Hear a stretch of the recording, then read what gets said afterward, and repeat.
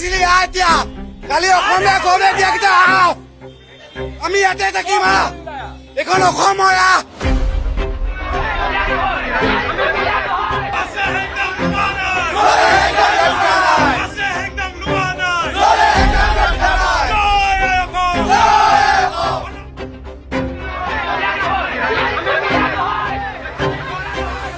অসমীয়া বিহাৰীৰ দপদপনি আমাৰ অসমত নচলিব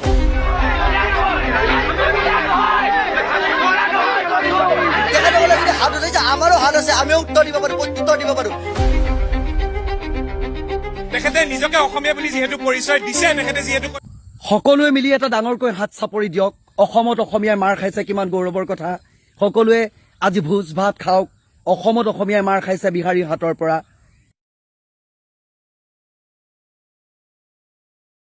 যিসকলে বিহাৰী পদলেহনকাৰী অপদাৰ্থ খাৰু পিন্ধা নীলাজ পৰজীৱী যিসকলে আমি যেতিয়া বিহাৰীৰ হৈ বা এনেকুৱা ধৰণৰ এই সম্প্ৰদায়টোৰ হৈ যেতিয়া কওঁ আগ্ৰাসনমুখী কথাবোৰ কওঁ বৰ্তমান সময়ত পৰিৱেশ পৰিস্থিতি কেনেকুৱা হৈ আছে সেইখিনি কথা যেতিয়া কওঁ আমাক বাৰে বাৰে মিয়া গেদা এই বিশেষণ সৰ্বনাম ক্ৰিয়াপদব্য লগাই যিসকলে আমাক কথা কয় তেখেতলোকে এই ভিডিঅ'টো ভালদৰে চাওক এইজনৰ নাম ককাইদেউজনৰ নাম হৈছে জিতেন্দ্ৰ হালৈ যিজনে সমাজৰ যিবোৰ অপকৰ্ম সংঘটিত হৈ থাকে তাৰ ওপৰত অতন্দ্ৰতাৰে নিৰ্ভীকতাৰে সাংবাদিকে যিটো কাম কৰিব নোৱাৰে সেই কামবোৰ কৰিবলৈ চেষ্টা কৰে ড্ৰাগছৰ বিৰুদ্ধে অপকৰ্মবোৰৰ বিৰুদ্ধে তেখেতে মাত মতাৰ বাবে আজি অসমীয়াক ৰাজপথত পেলাই পেলাই মাৰিছে বিহাৰী সম্প্ৰদায়ৰ কেইজনমান ব্যক্তিয়ে আৰক্ষীয়ে আনি ভৰাই থৈছে জিতেন্দ্ৰ হালৈ লগতে যিকেইটা অসমীয়া আছিলে সেই অসমীয়াক ভৰাইছে ভোজ ভাত খাওক আপোনালোকে ধন্যবাদ জনাওক অসম আৰক্ষীক ধন্যবাদ জনাওক আপোনালোকে সেইসকল বিহাৰীৰ পদলেহনকাৰীক যিসকলে বাৰে বাৰে আমি যেতিয়া অসমীয়াৰ স্বাৰ্থত কিবা এটা ক'বলৈ যাওঁ তেতিয়া বাৰে বাৰে আমাক মিয়া গেদা বনায় সেইসকল আজি পৰজীৱী ক'ত আছে হাতত খাৰু পিন্ধাসকল আজি ক'ত আছে তেখেতলোকে ভিডিঅ'টো দৃষ্টিগোচৰ কৰা নাই নেকি কোনোবা ঘৈণীক কাবালৈ গ'ল এই বস্তুবোৰ দেখোন তেখেতলোকে ভালদৰে শ্বেয়াৰ কৰিব পাৰে এই বৰ্তমান সময়ত জিতেন্দ্ৰ হালৈ যে ৰাজপথৰ মাজত এই বাহিৰৰ এই পদলেহনকাৰীসকলে ইয়াতে আহি থিতাপি লৈ আমাৰ এই বায়ু পানী মাটিত থাকি আমাৰ এই অসমীয়াক মাৰিব ৰাজপথত বগৰাই লাজ লগা নাই নীলাজ ধিক্কাৰ দিছো এই মানসিকতাক আপোনালোকে যে জীয়াই আছে অসমীয়া হিচাপে কেইটামান টকাৰ স্বাৰ্থত কেইটামান নিজৰ মুনাফা আদায়ৰ স্বাৰ্থত আপোনালোকে বিহাৰীৰ পদলেহনকাৰী চেণ্ডেল চেলেকিবলৈ লাজ নকৰা কিছুমানক ক'ব বিচাৰিছো আজিৰ এই দশা সেইসকল পৰজীৱী খাৰু পিন্ধাৰ বাবে হৈছে আজি এই ভিডিঅ'টোও চাগে প্ৰস্তুত কৰাৰ পাছতে মোক আকৌ বেলেগ ধৰণৰ বিশেষণৰে সামাজিক মাধ্যমত ট্ৰল কৰিব যে বিহাৰী মানুহ নহয় নেকি তেনেকৈও কথা কোৱা মানুহ আছে অসমীয়া গৌবেগ দিয়া মানুহো আছিলে বৰ্তমান পৰিৱেশ পৰিস্থিতি কি আপোনালোকে দেখিছে এয়া মাত্ৰ আৰম্ভণিয়ে চাই থাকক আগে আগে হোতা হে কিয়া এইটো ট্ৰেইলাৰ হয় চিনেমা এতিয়াও বহুত বাকী আছে অসমত থাকি মাৰ খাবলগীয়া হোৱাটো অতিকে দুৰ্ভাগ্যজনক কথা এই জিতেন্দ্ৰ হালৈ নামৰ ব্যক্তিজনে বহুখিনি ক্ষেত্ৰত সমাজৰ হৈ যি কাম বৰ্তমান সাংবাদিকে কৰিব লাগে সেই কাম বৰ্তমান সময়ত তেখেতে ওলাই আহিছে সমাজৰ এই অনিয়মবোৰ অপকৰ্মবোৰ চাব পৰা নাই তাৰ পৰিপ্ৰেক্ষিতত ওলাই আহি এইদৰে মুক্ত কণ্ঠৰে নিৰ্ভীকতাৰে যেতিয়া ভিডিঅ' এটা প্ৰস্তুত কৰাৰ বাবে ৰাইজক দৃষ্টিগোচৰ কৰাৰ বাবে এই অপৰাধ নিৰ্মূলৰ বাবে ব্যৱস্থা গ্ৰহণৰ বাবে পদক্ষেপ লোৱাৰ বাবে এই কামবোৰ কৰাৰ ক্ষেত্ৰত তেখেতক যেতিয়া এনেধৰণৰ ব্যৱহাৰ ৰাজপথত বগৰাই অসমীয়াৰ আগত অসমীয়াক মাৰিছে অসমত মাৰিছে অসমৰ মাটিত মাৰিছে এই কথাবোৰ যেতিয়া আমি ক'বলৈ যাম তেতিয়া আমি এই যেতিয়া বীৰ লাচিত সেনাৰ শৃংখল চলিহাৰ যি দল বীৰ লাচিত সেনাৰ যি আছিলে আমাৰ বিকাশ অসম তেখেতলোকে যেতিয়া মঞ্চত আছিলে এই কামবোৰ কিন্তু বহুখিনি ক্ষেত্ৰত ভয় খাইছিলে দৌৰাই পিটিছিলে অসমত অসমীয়াৰ দপদপনি চলিব বুলি বাৰে বাৰে হুংকাৰ প্ৰদান কৰিছিলে কিন্তু তেখেতলোকক আপোনালোকে কি বনালে কেৱল মাত্ৰ চান্দা পাৰ্টি বনাবলৈ চেষ্টা কৰিলে এতিয়া যে ৰাজপথত যে অসমীয়া যে মাৰ খাইছে সেই পৰজীৱী কেইটা কেলে ওলাই অহা নাই আপোনালোকে এটা ৰিকুৱেষ্ট কৰা নাই অৱস্থা কিয় এইদৰে গৈছে মই আকৌ কৈছো এই আৰম্ভণি হয় আপোনালোকে চাই থাকক খুব কম দিনৰ ভিতৰত কি পৰিৱেশ পৰিস্থিতি হ'বলৈ গৈ আছে ধন্যবাদ জনাইছো চেণ্ট্ৰেল গুৱাহাটী সমষ্টিৰ বিধায়ক বিজয় কুমাৰ গুপ্তা ডাঙৰীয়া আপোনাৰ এই বংশ বৃদ্ধি বিস্তাৰৰ বাবে আপোনাক যি সুবিধা প্ৰদান কৰিছে পবিত্ৰ বিধানসভাৰ মজিয়াত বহিবলৈ যি সুবিধা প্ৰদান কৰিলে ইয়াৰ পৰা আৰু আপোনালোকে বংশ বৃদ্ধি কৰক যাতে আকৌ এইদৰে অসমীয়াৰ ওপৰত অত্যাচাৰ অসমীয়া যাতে সংখ্যালঘুত পৰিণত হওক তেনেকুৱা ধৰণৰ ব্যৱস্থাবোৰ আপোনালোকে কৰিব বুলি আপোনালোকৰ পৰা আমি আশা কৰিছো অসমত আজি অসমীয়া ৰাজপথৰ মাজত মাৰ খাইছে হিমন্ত বিশ্ব শৰ্মা ডাঙৰীয়া পীযুষ হাজৰিকা ডাঙৰীয়া জয়ন্ত মল্ল ডাঙৰীয়া পল্লৱ লোচন দাস ডাঙৰীয়া পবিত্ৰ মাৰ্ঘেৰিটা ডাঙৰীয়া আপোনালোকৰ পৰা উত্তৰ বিচাৰিছো এই বিষয়টোৰ ওপৰত কি ক'ব জেলত ভৰাই থোৱা জিতেন্দ্ৰ হালৈ মানে থানাত ভৰাই থোৱা জিতেন্দ্ৰ হালৈ আৰু অসমীয়াক যিকেইজন তেজাল যুৱকক এইদৰে ভৰাই থৈছে তেখেতলোকক শীঘ্ৰেই মুকলি কৰি দিবলৈ আহ্বান জনাইছোঁ আৰু এইসকলৰ ওপৰত কঠোৰতকৈ কঠোৰ ব্যৱস্থা ল'বলৈ দাবী জনাইছোঁ। ধন্যবাদ চেণ্ট্ৰেল গুৱাহাটীৰ সন্মানীয় অসমীয়া ৰাইজ, আপোনালোকে বিধানসভাৰ মজিয়াত বিজয় কুমাৰ গুপ্তাক নিৰ্বাচন কৰি অধিষ্ঠিত কৰাৰ বাবে, এজন খাতী অসমীয়াক নিৰ্বাচন কৰাৰ বাবে। মিয়া কৈ থকা সেই মিয়াক লৈ এলাৰ্জি থকা ব্যক্তিসকলে এই ভিডিঅ'টো চাওক। আজি অসমীয়াক কোনে মাৰিছে, বিহাৰীয়ে মাৰিছে নে মিয়াই মাৰিছে, ভালদৰে চকু দুটা মেলি চাওক। কুংকি চৌধুৰীক যিসকলে সমালোচনা কৰিছিলে বিজয় কুমাৰ গুপ্তাক নিৰ্বাচন কৰি বিধানসভাৰ মজিয়ালৈ পঠিওৱাৰ ক্ষেত্ৰত যিসকলে অগ্ৰণী ভূমিকা গ্ৰহণ কৰিছিলে সেইসকল বৰ্তমান ক'ত? তাহানিতে কোৱা মোৰ এটা ভৱিষ্যতবাণী বৰ্তমান সময়ত ফলিয়াইছে। বৰঘৰত সোমালে বিদেশী বঙালী ৰজা বহতীয়া হ'ল, অধিকাৰ স্বাভিমান ভাষা মোৰ অভিমান বনিয়াৰ হাতলৈ গ'ল। সেই কথাটোৱে বৰ্তমান সময়ত প্ৰমাণ হৈছে। আৰু সেইখিনি সময়ত আমি যেতিয়া এই বিষয়টোক লৈ সমালোচনা কৰিছিলোঁ বা তথ্য সহকাৰে কিছুমান কথা ক'বলৈ চেষ্টা কৰিছিলোঁ, সেইখিনি সময়ত আমাক বিভিন্ন বিশেষণেৰে বিভিন্নজনে সমালোচনা কৰিছে।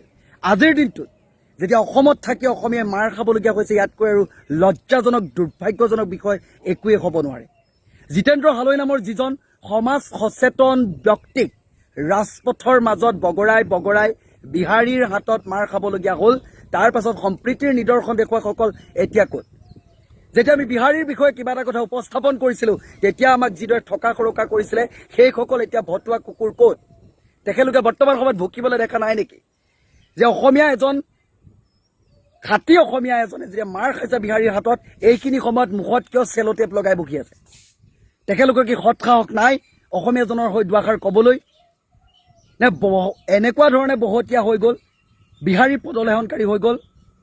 এনেকুৱা ধৰণে বিহাৰী বহিৰাগত বনিয়াৰ বহতীয়া হ'ল আপোনালোক যে খিলঞ্জীয়া এজনক মাৰধৰ কৰিলে ৰাজপথৰ মাজত, থানাত নি খিলঞ্জীয়াক বহাই থ'লে। সেইখন অসমৰ মুখ্যমন্ত্ৰী এজন খিলঞ্জীয়া হিন্দু বুলি তেখেতে প্ৰতিটো সময়তে জখাই থকা সেই হিন্দুত্ববাদীজনে বৰ্তমান সময়ত কি কৰিছে? বিভিন্ন দল সংগঠনে বৰ্তমান সময়ত প্ৰশ্ন কৰিছে কিয় আজি অসমতেই এইদৰে ভগনীয়াৰ দৰে যি অসমীয়াৰ চৰিত্ৰলৈ ৰূপান্তৰিত হৈছে, এইখিনিৰ ওপৰত কি ক'ব? অসমীয়াই বৰ্তমান সময়ত নিজৰ অস্তিত্ব হেৰুৱাইছে। অসমীয়াই বৰ্তমান সময়ত ভয়ে ভয়ে জীৱন অতিবাহিত কৰিব লগা হৈছে এইখন ৰাম ৰাজ্য চলি থকা অসমত। যি অসমীয়াক ৰক্ষা কৰিম বুলি জাতি মাটি ভেটি বৰাক ব্ৰহ্মপুত্ৰ পাহাৰ ভৈয়াম বুলি কৈ অসমীয়াৰ আৱেগৰ লগত খেলি যিজনক আমি অসমৰে আনন্দ সৰ্বানন্দ বুলি নিৰ্বাচন কৰিছিলোঁ, সেইজনৰ দিনৰ পৰাই কেৱল মাত্ৰ অসমীয়াই লাঞ্ছনা গঞ্জনা তিৰস্কাৰ ককৰ্থনাৰ বাহিৰে একোৱেই পোৱা নাই। আৰু এই দৃশ্যটোৱে তাকে প্ৰমাণ কৰিলে। নিৰ্বাচনৰ আগমুহূৰ্তত যি কৈছিলোঁ এইটো তেল আৰহে আগে আগে দেখো হোতা হে কিয়া, আমি তেতিয়াই কৈছিলোঁ। আৰু বৰ্তমান সময়ত পবিত্ৰ বিধানসভাৰ মজিয়াত যেতিয়া এজন বিহাৰী সম্প্ৰদায়ৰ ব্যক্তিক অসমৰ পবিত্ৰ বিধানসভাৰ মজিয়াত যেতিয়া বহিবলৈ সুবিধা প্ৰদান কৰিলে আমাৰ অসমীয়াই, আমাৰ খাতী অসমীয়াই, অসমীয়া জীয়াৰীজনীক নানা ধৰণৰ তিৰস্কাৰ ককৰ্থনা কৰি এইদৰে বিধানসভাৰ মজিয়া পবিত্ৰ বিধানসভাৰ মজিয়ালৈ বিজয় কুমাৰ গুপ্তাক নিৰ্বাচন কৰিছিলে। সেই দিনটোতেই মই কৈছিলোঁ যে আপোনালোকে চাব নিৰ্বাচনৰ পাছত কাৰ ৰাজত্ব হ'ব, কাৰ দপদপনি হ'ব। আৰু বৰ্তমান সময়ত সেয়াই হ'ল এয়া আৰম্ভণি। আগলৈ চাব যিখন ৰাম ৰাজ্য চলাৰ কথা বাৰে বাৰে কৈ আছে, এই ৰাম ৰাজ্যত প্ৰকৃততে ৰাৱণ ৰাজ চলিছে নে ৰামৰ ৰাজ চলিছে, সেই কথাটো আপোনালোকে বিচাৰ বিশ্লেষণ কৰিব। আপোনালোকে ধৈৰ্য ধৰক অলপমান দিন, লাহে লাহে চাই থাকক কি হ'বলৈ গৈ আছে অসমৰ পৰিৱেশ পৰিস্থিতি। বিজয় কুমাৰ গুপ্তাক লৈ যেতিয়া আমি ভিডিঅ' প্ৰস্তুত কৰিছিলোঁ নিৰ্বাচনৰ প্ৰাক মুহূৰ্তত, আমি যেতিয়া কৈছিলোঁ যে পবিত্ৰ বিধানসভাৰ মজিয়ালৈ যেতিয়া বিহাৰী সম্প্ৰদায়ৰ এজন ব্যক্তিক আমি নিৰ্বাচন কৰি পঠাম, তেতিয়া অসমৰ পৰিৱেশ পৰিস্থিতি চাব। ভৱিষ্যত প্ৰজন্মই কান্দিব লাগিব, অসমীয়াই মাৰ খাব লাগিব, অসমত অসমীয়া সংখ্যালঘুলৈ পৰিণত হ'ব, অসমতে অসমীয়া ভগনীয়া হ'ব। এইটো গীতৰ লাইন নহয়, বাস্তৱত ৰূপায়িত হ'ব। বৰ্তমান সময়ত সেই কথাটো প্ৰমাণ হ'ল।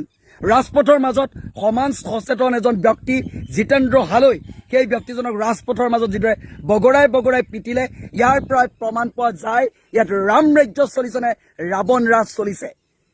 আমাক নানা ধৰণৰ সপোন দেখুৱাই বৰাক ব্ৰহ্মপুত্ৰৰ কথা কৈ অসমীয়া অস্তিত্ব ৰক্ষাৰ কথা কৈ যিসকলে ভেকু ভাওনা কৰিলে, বাৰে বাৰে আমাৰ গালত যিসকলে প্ৰচণ্ড স্বৰ সোধালে, সেইসকলকে আমি জাতীয় নায়ক পাতি, আমি অসমৰে আনন্দ পাতি, তেখেতৰ ওপৰত বিশ্বাস কৰি অসমীয়া অস্তিত্ব ৰক্ষা কৰিব বুলি যি আমি আগবঢ়াই দিছিলোঁ, তেখেতলোকে বৰ্তমান সময়ত নিমাতী কইনাৰ ভাও কিয় জুৰি আছে? আৰু যিসকলে খাৰু পিন্ধি আমি যেতিয়া এই কথাটোক লৈ বিৰোধ কৰিছিলোঁ বা সমালোচনা কৰিছিলোঁ যে পবিত্ৰ বিধানসভাৰ মজিয়ালৈ এনেকুৱা এজন ব্যক্তিক নিৰ্বাচন কৰি পঠিওৱাটো ভুল হ'ব। কিন্তু এইখিনি সময়ত আমাক বিভিন্ন ধৰণে ককৰ্থনা কৰাসকল বৰ্তমান সময়ত ক'ত? জ্ঞানশ্ৰী কুংকিক যিসকলে সমালোচনা কৰিছিলে সেইসকল নিলাজ ক'ত? বৰ্তমান সময়ত সেইসকল নিমাত। কাৰণ বিহাৰীৰ হাতত অসমীয়াই মাৰ খাইছে, তেখেতলোকে মনতে বাহবা লৈছে। আমি যাক ছাপৰ্ট কৰিছিলোঁ সেইজনে বৰ্তমান সময়ত বীৰত্ব দেখুৱাইছে। ইয়াত অসমীয়া গৌবেগ কোনে দিছিলি আহ এতিয়া? কালি অসমীয়া গৌবেগ দিয়াকেইটা আহ, আমি ইয়াতে থাকিম আহ, এইখন অসম হয় আহ।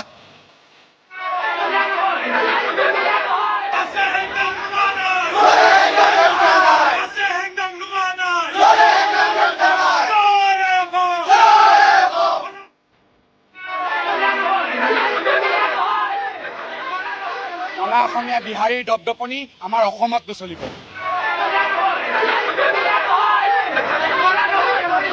তেখেতসকলে যদি হাত উঠাইছে আমাৰো হাত আছে, আমিও উত্তৰ দিব পাৰো, প্ৰত্যুত্তৰ দিব পাৰো। তেখেতে নিজকে অসমীয়া বুলি যিহেতু পৰিচয় দিছে, তেখেতে যিহেতু কৈছে যে 1960 চনৰ আগৰ পৰাই তেখেত অসমত আছে, তেতিয়াহ'লে আমি তেখেতক বিচাৰিব দিছো যে অসমীয়াৰ পৰিচয় তেখেতে এতিয়া দিয়ক।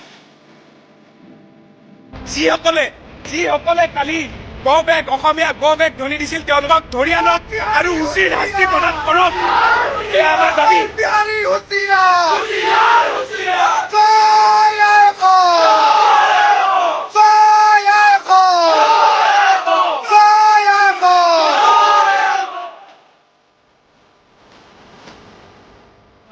ল'ৰা ইয়াত উপস্থিত আছে, সকলোৱে একে মুখে কওঁ যে অনা অসমীয়া বিহাৰীৰ দপদপনি আমাৰ অসমত নচলিব। গৌবেগ দিয়া হৈছে গুৱাহাটীৰ মাজমজিয়াত। আটাইতকৈ দুৰ্ভাগ্যজনক ডক্টৰ হিমন্ত বিশ্ব শৰ্মাই বৰ্তমানলৈকে কি কৰি আছে আমি নাজানো।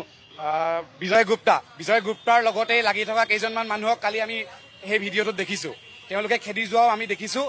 আমাৰ এটাই কথা, স্পষ্ট কথা, আমাক ন্যায় লাগিব। যিসকল মানুহে কালি এই অত্যাচাৰ ভুগিবলগীয়া হৈছে সেইসকলক ন্যায় দিবই লাগিব। অসম চৰকাৰলৈ আমাক এইটোৱেই অনুৰোধ। অসমীয়া ভূমিপুত্ৰসকলক কালি যিদৰে আমাৰ মাৰপিট কৰিলে, এশজন মানুহ মিলি 5জনক মাৰিছে, সাংবাদিকক মাৰিছে, আৰক্ষীৰ গাত প্ৰহাৰ কৰিছে।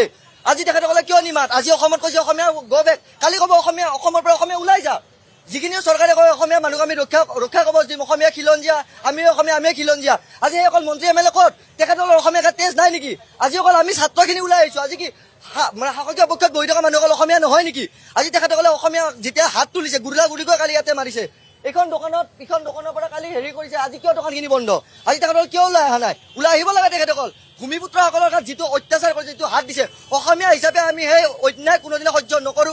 তেখেতসকলে যদি হাত উঠাইছে আমাৰো হাত আছে, আমিও উত্তৰ দিব পাৰো, প্ৰত্যুত্তৰ দিব পাৰো। কিন্তু আমি বহুত মৰ্যাদাত থাকি আমি কামখিনি আজি ইয়াতে অনুষ্ঠিত কৰিছো। আমি ইয়াতে অকল প্ৰতিবাদ কৰিছো যে আমি কোনো ধৰণৰ উত্তাল পৰিৱেশৰ সৃষ্টি কৰা নাই। কিন্তু যদি তেখেতসকলে এনেকুৱা ধৰণৰ অত্যাচাৰ কৰে, কিন্তু আমিও চুপচাপ নাথাকো। আমাৰো হাত আছে, আমিও জানো কেনেধৰণে প্ৰহাৰ কৰিব লাগে।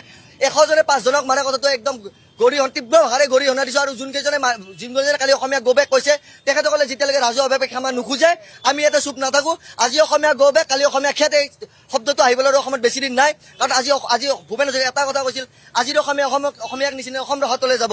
এষাৰ কথা কিন্তু আজি আখৰে পূৰণ হৈছে। কালি অসমীয়াক মাৰা সময়ত অসমীয়া মানুহকেইজনে কৈছে আমি অসমীয়া। তেখেতৰ লগত অসমীয়া তেজ নাই নেকি? এজন অসমীয়া মানুহ মাৰাৰ পিছত আমি অসমীয়া, তেখেতৰ ৰাজনৈতিক লাভালাভ লাগে নে কি লাগে আমিতো নাজানো। কিন্তু এজন অসমীয়া হিচাপে তেখেতসকলে যিখিনি কথা চাই আছিলে, সেইখিনি আমি তেখেতক তীব্ৰ ভাষাৰে গৰিহণা দিছো। অসমীয়াৰ গাত হাত দিয়া মানে এজন অসমীয়া নহয়, গোটেই জাতিটোৰ গাত হাত দিয়া। আৰু জাতিটো যদি নাথাকে অসমীয়া কেনেকে থাকিব? আৰু অসমীয়া নাথাকিলে অসম নাথাকিব। এটা অভিযোগ আছে গাঞ্জা ব্যৱসায় হয় বুলি ইয়াত। হয়, আমি জনাত আমি কালি ঘটনাটো চালো যে আমি প্ৰত্যক্ষভাৱে গম পালো যে ইয়াতে বহুত দিন ধৰণে গাঞ্জা ব্যৱসায়।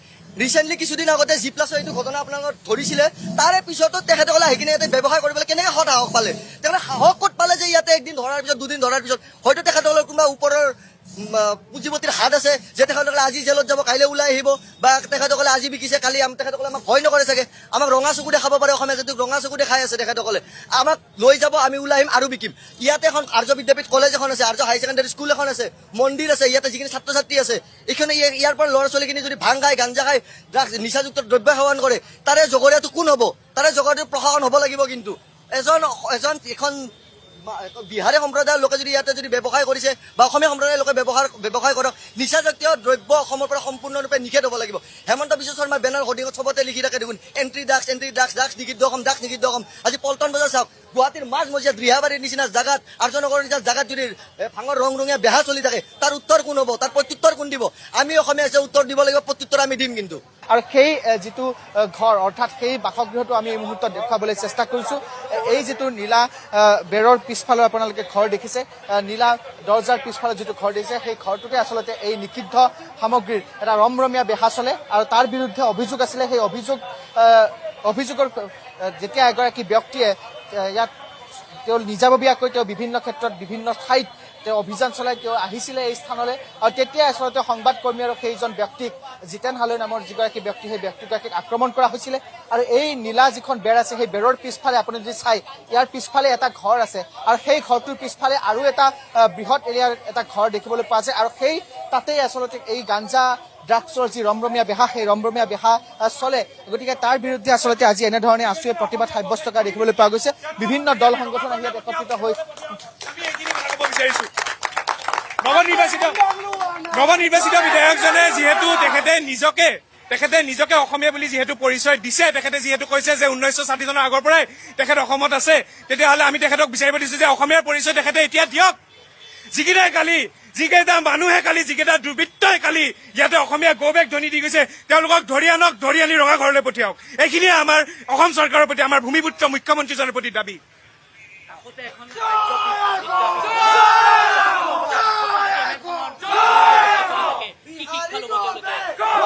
আচলতে এই কথাটো খুব দুখ লগা আৰু বেয়া লগা, কাৰণ ইয়াৰে ওচৰতে এখন ডাঙৰ মহাবিদ্যালয় আছে, এখন হাই ছেকেণ্ডেৰী স্কুল আছে, তাৰপিছত কেঞ্চাৰ ইনষ্টিটিউট এখন আছে।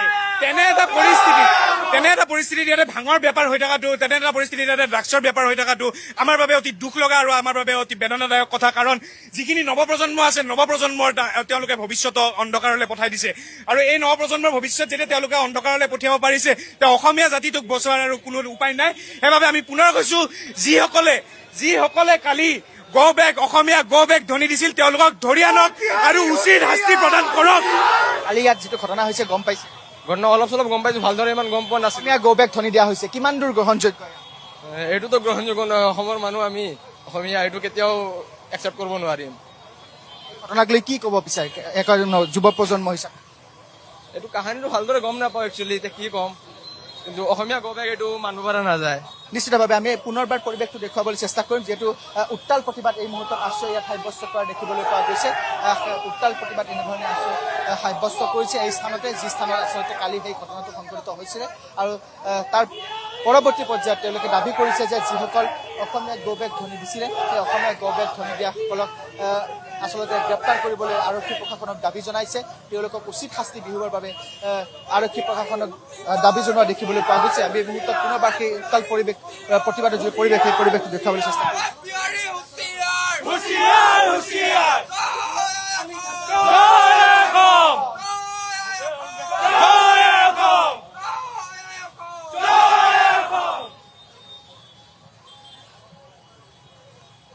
আমি পুনৰবাৰ ইয়াত যিসকল আছো নেতৃত্ব আছে আমি দেখুৱাইছো, এনেধৰণে তেওঁলোকে উত্তাল প্ৰতিবাদ সাব্যস্ত কৰা দেখিবলৈ পোৱা গৈছে। যি স্থানত আচলতে দীৰ্ঘদিনীয়া অভিযোগ উঠি আহিছিল গাঞ্জা বা ড্ৰাগছৰ, সেই ভাঙি দিয়াৰ তেওঁলোকে সেই যিটো বাসগৃহ, সেই বাসগৃহৰ দুৱাৰ ভাঙি দিবলৈ তেওঁলোকে এই মুহূৰ্তত চেষ্টা কৰিছে। আমি এই মুহূৰ্তত দেখুৱাইছো উত্তাল প্ৰতিবাদ সাব্যস্ত কৰা এই মুহূৰ্তত দেখিবলৈ পোৱা গৈছে। এয়া যিটো বাসগৃহৰ আমি কথা কৈছিলো, সেই বাসগৃহৰ দুৱাৰ এই মুহূৰ্তত ভাঙি দিবলৈ চেষ্টা কৰিছে। আছুৰ যিসকল নেতা আছে, আছুৰ নেতাসকলে এই মুহূৰ্তত সেই বাসগৃহৰ দুৱাৰখন ভাঙি দিবলৈ চেষ্টা কৰিছে।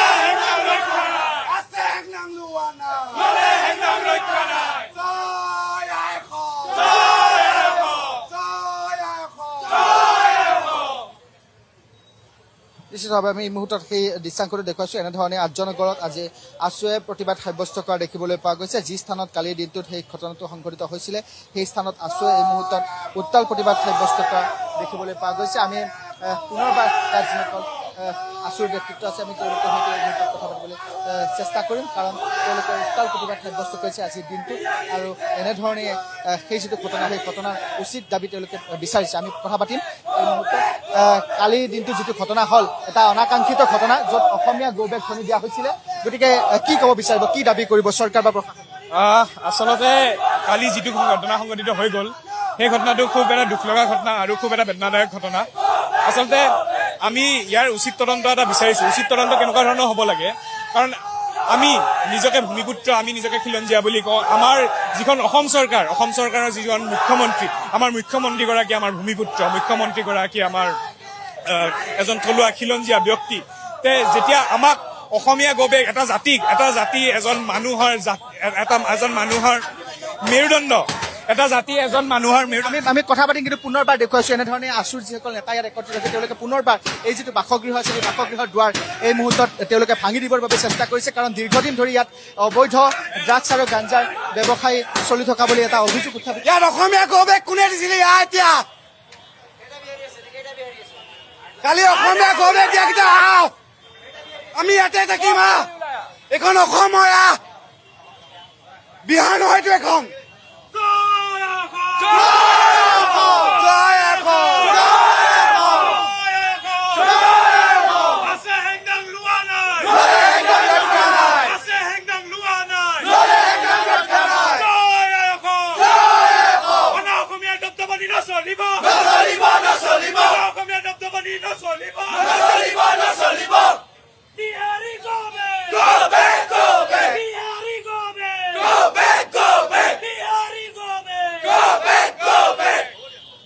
পুনৰবাৰ কথা পাতিবলৈ চেষ্টা কৰিম। কালি অসমীয়া গৌবেগ ধৰি দিয়া হৈছে, আজি আপোনালোকে বিহাৰী গৌবেগ বুলি কৈছে।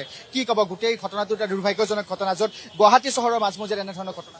হয়, আমি গুৱাহাটীৰ আগতে আমি কাৰ্বি আলঙত এই ঘটনাটো শুনিবলৈ পাইছিলো। কাৰ্বি আলঙৰ ছাত্ৰ নেতা, মই নামটো সঠিক পাহৰিছো, তেওঁৰ চেণ্ডেলেৰে নিজক কোবাই পেলাই সেই কথাটো আমাক জনাইছিল যে টাইমটো গুচি গৈছে, সময় শেষ হৈ গৈছে।